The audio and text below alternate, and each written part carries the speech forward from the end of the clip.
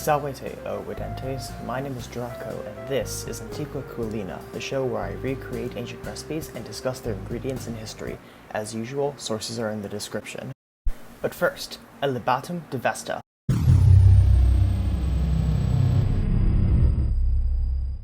Today, we'll be taking a look at another recipe out of the Apicius, Apothermum. That's right, Apothermum, literally meaning in Greek, from heat, is essentially a semi-sweet porridge or pilaf made from nuts, dried fruit, and whole grain, or as we know it, spelt. Here is the recipe as appears in the Erythraei Culinary, with two translations provided. As you will notice, the recipe calls for emmer wheat. More on that later. For this recipe, you'll need 2/3 cup of farro, 3 tablespoons pine nuts, 3 tablespoons peeled almonds, 3 tablespoons raisins, 1 tablespoon wine or grape juice, 1 teaspoon of breadcrumbs, raisins, crushed almonds, or the like for garnish, a 1/4 teaspoon of salt, and a 1/4 teaspoon of black pepper. So, now onto those caveats. While the recipe calls for emmer wheat, I will instead be using farro, as the two are basically the same. It's what I was able to get a hold of, and the two react very similarly when boiled, namely not producing something with the consistency of oatmeal or rice porridge. The recipe calls for using wine, however I will be using grape juice instead, and because of various reasons I will be using kedem. To begin this recipe, you will want to add your farro to some boiling water and then start stirring it.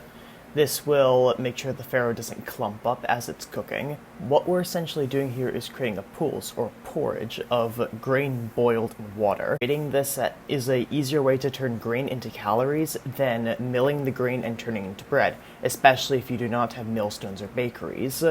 This dish became less popular as Romans gained more ability to turn grain into bread, however still would make resurgences from time to time as a health food. After about 10 to 15 minutes, your farro should look like this, and be tender when tasted.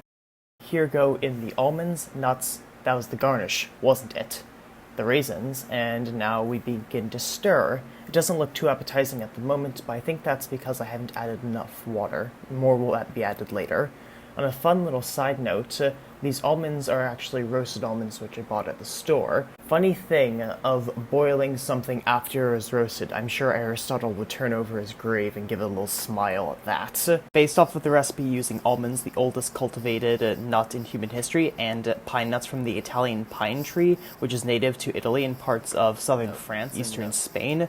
This recipe seems to be a peasant dish, combining with the fact that the grain used is emmer wheat, a historically low-class and low-grade grain for the Roman people, and the fact that the grain is not cut in any way. Well, what about the addition of peppercorns? If this is a peasant dish, surely we shouldn't be able to afford adding that. Well, in Book 12 of the Natural Histories, Pliny does say that you can buy roughly 330 grams of peppercorns for 4 denarii. So, if you do the math there, anyone who isn't dying of starvation can afford to sprinkle a little pepper on basically everything they eat. This continues even into the late Roman Empire, where we have similar conversions for the price of pepper in real goods given Diocletian's price edicts. Now, by this point you'll see I added a bit more water and let the simmer for a little bit longer. If I drag a spoon through it, it stays for a little bit and has a kind of glossy texture to it. It seems to be time to take it off the heat and add in the grape juice and continue stirring. The initial recipe does call for white clay or silvery clay to be used as a whitening agent. Now, I didn't include this for obvious reasons, but it seems what Apicius was trying to get at was increase the appeal of this peasant's dish by making the color something far more palatable to an upper-class audience. Don't forget the garnish. Time for a taste. Wow, that was far less flavorful than I intended. Maybe I didn't add enough salt. Maybe I should have added more grape juice or more raisins. But I do like the ratio of basically 1 part farro to 1 part not farro.